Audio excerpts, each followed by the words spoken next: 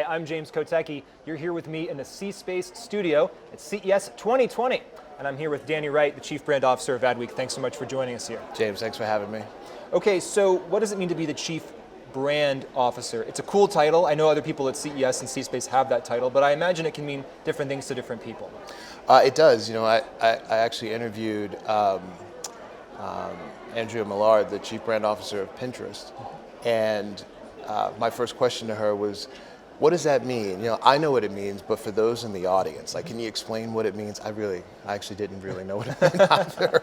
Well, now you know the secrets of my interviewing as well. So. It's a fantastic title, and when I sat down with my CEO and we came up with it, you know, in my opinion, I've always been a brand ambassador, a brand Sherpa. You know, I'm very kind of face forward with what I do, producing events, hosting a lot of our events. And I thought, you know, this is a great way to kind of, you know, just shepherd the North Star of Adweek, which is to help marketers be better at their job and the entire ecosystem that surrounds it. So that's really what I do. Primarily I oversee events at Adweek, but also just making sure that our North Star is consistent in anywhere that Adweek or Brand Week shows up. And does that come down to kind of core values for the company, and what are those? That's exactly right. In addition to how do we help marketers do their jobs better? Well, for one, we talk to them. We convene them quite regularly. We've got a number of different councils. We have a CMO council, an innovators council, which is, you know, kind of the layers just below CMO. We have an Adweek advisory board, which is comprised of not just brands, but also the agency, some of the solution providers, the ecosystem that surrounds them. And then we listen. You know, they basically tell us what they want to read, what they want to see, and the kind of experiences that they want to get when they interact with Adweek, and then we try to deliver on that promise. Is there something weirdly meta about being a kind of brand marketing person at a company that is serving people who are doing the same kinds of work? Yeah, weirdly, but almost, it's kind of like kismet, you know? I mean, it just works. When we sit down, we're speaking the same languages. You know, we have a lot of commonality and similar goals, and so together, you know, magazine and reader, you know, we can make a better experience for them and anyone else that's in the ecosystem. Do you also have special insight on kind of advertising specifically as a media company? You obviously reporting on it, but you're also relying on it. So what are the trends, or what are the things that you're kind of most worried about or just interested in right now in that space? Yeah, well, the current election cycle is a bit frightening. Frightening in the sense that it's become so unpredictable. You know, we used to be able to measure and know outcomes, and there was a lot of measuring, there was a lot of predicting, there was a lot of polling, you know, almost 4 years ago, and it's a completely different outcome than what we expected. I think maybe even what the current president expected. But now, you know, heading into 2020, I think a lot of that nuance and uncertainty will come back.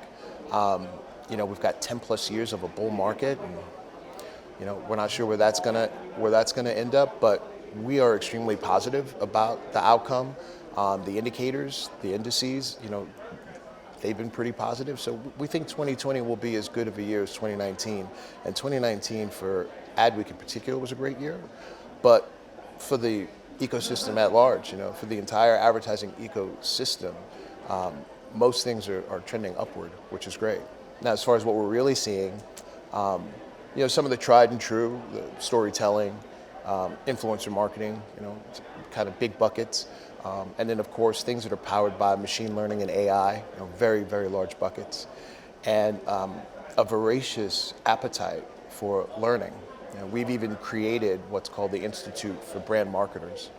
And we've done this in partnership with IBM. And the amount of people, executives at all levels that have signed up to learn more and to really understand their craft and their trade at a higher level, we find that very encouraging. What's the biggest knowledge gap that marketers have in your experience when it comes to AI and machine learning? There's so much to learn there, and there's so much people might be afraid to even dip their toes in because it seems so complicated. Well, that's the thing, right? It's kind of like trying to climb the mountain and you know, start halfway up. It starts with the first step. Yeah. But it seems so daunting, the whole idea of really kind of understanding how to process that much data, and how to work with such powerful computers, and then what do you do with that information? But really, just step by step, and that's kind of what our institute teaches. It teaches the basics, and once you get through the basics and you've got a comfortability with the data, then you're able to take the next step and really trying to understand and master the subject. So the scariest thing is really kind of step one. It's similar with brand marketers who want to step out and create their own business. And you start thinking about all the things that you have to do: regulation, compliance, getting loans, raising money. Step one, just put your idea down on paper. And then everything else kind of plays out from there. Sometimes once people get a little bit of knowledge about AI, one realization can be that you don't necessarily have to be technical to be shaping the future of this field, because some of the biggest questions are more fundamentally human, right? They're kind of ethical questions. Right. Are you seeing marketers starting to grapple with some of those ideas? Absolutely. That's a really interesting point. It's one thing to have all of the data and the processing speed, but machine learning is all about trying to make the machine have a little bit more of a human element. And there will always need to be, humans involved to help provide that compass. Because some machine decision making might be a bit cold and not quite as empathetic as you would want it to be, and that's where the human touch, the human input, will really make a difference.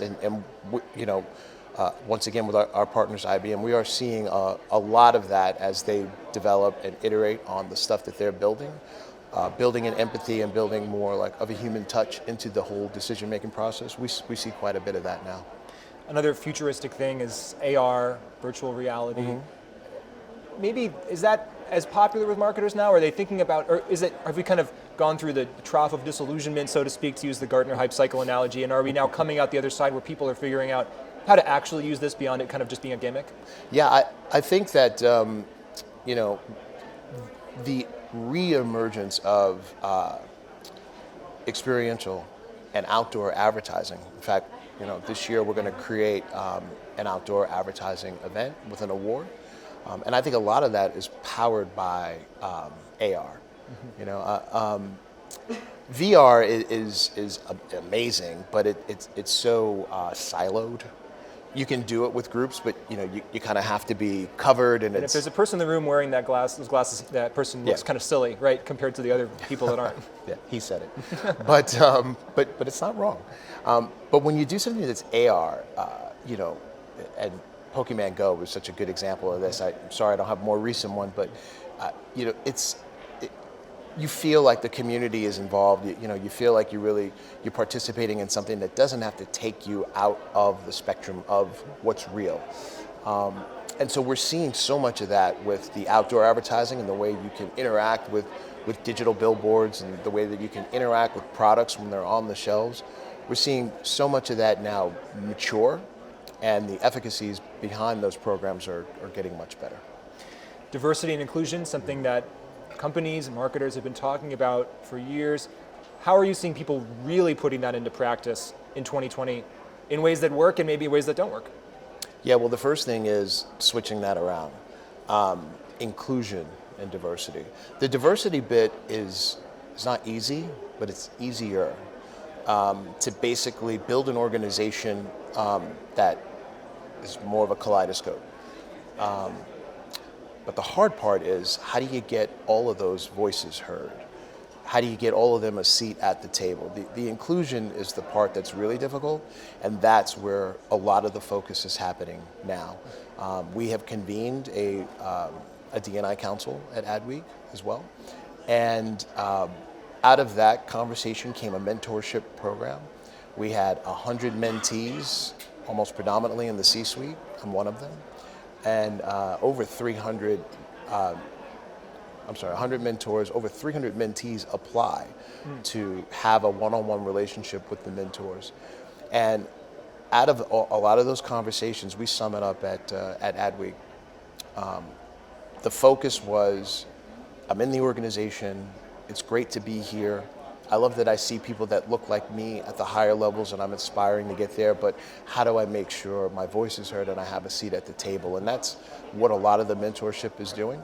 So just by switching that around to inclusion and diversity, that's helping to take a big step in making sure that we are well represented, particularly in our industry. Last question. Yes, sir. 2020, it is time to stop doing blank and start doing blank. Yeah. It's time to stop talking about it and start being about it. I love it. Yeah. Danny Wright, Chief Brand Officer at Adweek. Thanks so much for joining us. Thank you. It was a pleasure to be here. Here in the C-Space studio. And thank you very much for joining us here at the C-Space studio at CES 2020. I'm James Kotecki. Keep it right here for more great conversations.